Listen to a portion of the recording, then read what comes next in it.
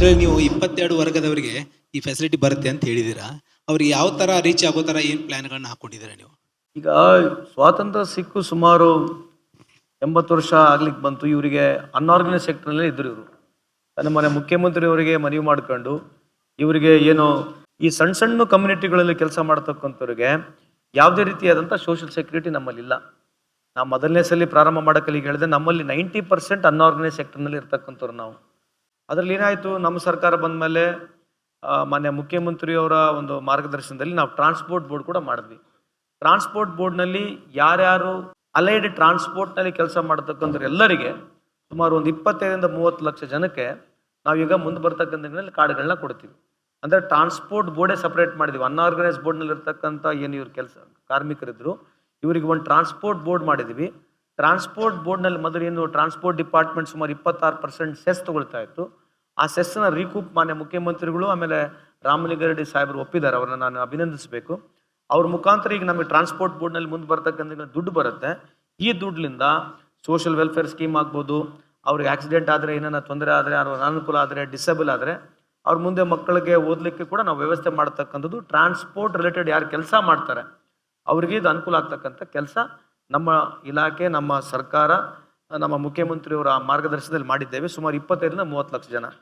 ಈಗೇನು 25 ಸೆಕ್ಟರ್ಗಳು ಬೇರೆ ಹೇಳಿದ್ದೀವಿ, ಇವರಿಗೆ ನಾವು ಸೋಷಿಯಲ್ ಸೆಕ್ಯೂರಿಟಿ ಕಾರ್ಡ್ಗಳನ್ನ ಕೊಡ್ತಾ ಇದ್ದೀವಿ. ಅಪಘಾತ ಏನಾದರೆ, ತೊಂದರೆ ಆದರೆ, ಆಕ್ಸಿಡೆಂಟ್ ಆದರೆ, ಡಿಸಬಿಲಿಟಿ ಆದರೆ ಇದ್ರಾಗ ಸುಮಾರು ಅಂಗವಿಕಲರು ಸುಮಾರು 7 ಲಕ್ಷ ಜನ ಇದೆ ಕರ್ನಾಟಕದಲ್ಲಿ.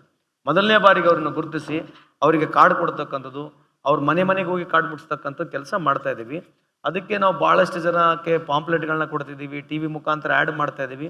ಎಷ್ಟು ಜನ ನಮಗೆ ನೇರವಾಗಿ ನೀವು ಆನ್ಲೈನಲ್ಲಿ ನೀವು ರಿಜಿಸ್ಟರ್ ಆಗ್ತೀರಿ ಅವ್ರನ್ನ ಗುರುತಿಸಿ ಕಾರ್ಡ್ ಕೊಡ್ತೀವಿ. ಕಾರ್ಡ್ಗಳು ಕೊಟ್ಟ ತಕ್ಷಣ ಎಲ್ಲರೂ ಜೆನ್ಯೂನ್ ಆಗಿ ಉಳಿಯೋದಿಲ್ಲ. ಯಾವಾಗ ಈ ಥರ ಬೆನಿಫಿಟ್ಸ್ ಕೊಡೋಕ್ಕಲ್ಲಿಗೆ ವೆರಿಫೈ ಮಾಡಿ ಕೊಡ್ತಕ್ಕಂಥ ಕೆಲಸ ಮಾಡ್ತಾ ಇದ್ದೀವಿ. ಅಲ್ಲೊಂದು 25 ಸೆಕ್ಟರ್ಗಳ ಜನ ಇಲ್ಲಿ ಬರ್ತಾರೆ. ಪ್ಲಸ್ ಕನ್ಸ್ಟ್ರಕ್ಷನ್ ಬೋರ್ಡ್ನಲ್ಲಿ ಒಂದು 20 ಯಾವುದು ನಮ್ಮ ಟ್ರಾನ್ಸ್ಪೋರ್ಟ್ ಬೋರ್ಡ್ನಲ್ಲಿ ಸುಮಾರು 25 ಲಕ್ಷ 30 ಲಕ್ಷ ಜನ, ಒಟ್ಟಾರೆ 50 ಲಕ್ಷದಿಂದ 60 ಲಕ್ಷ ಜನಕ್ಕೆ ಈ ಬಾರಿಯ ನಮ್ಮ ಸರ್ಕಾರ ಬಂದ ನಂತರ ಅನ್ಆರ್ಗನೈಸ್ ಸೆಕ್ಟರ್ ಇರ್ತಕ್ಕಂಥವ್ರಿಗೆ ಅನುಕೂಲ ಆಗ್ತಕ್ಕಂಥ ಕೆಲಸ ಆಗಿದೆ. ಸರ್, ನನ್ನ ಹೆಸರು ಯಲ್ಲಪ್ಪ ಪಾಟೀಲ್ ಅಂತ. ನಾ SG ಬಾಳೆಕುಂದ್ರಿ ಮಹಾವಿದ್ಯಾಲಯದಿಂದ ಬಂದಿದ್ದು. ಸರ್, ಇಲ್ಲಿ ಬೆಳಗಾಮಲ್ಲಿ ಇರೋ ಪ್ರಾಬ್ಲಮ್ ಏನಂತಂದ್ರೆ IT-BT ಕಂಪ್ನಿಗಳು, MNC ಕಂಪ್ನಿಗಳು ನಾವು ತರ್ತೀವಿ, ಅಷ್ಟು ಜಾಗ ಇದೆ, ಇಷ್ಟು ಜಾಗ ಇದೆ, ಅದಕ್ಕೆ ಮಂಜೂರು ಮಾಡಿದೀವಿ ಅಂತ ಹೇಳ್ತಾ ಇದ್ದಾರೆ.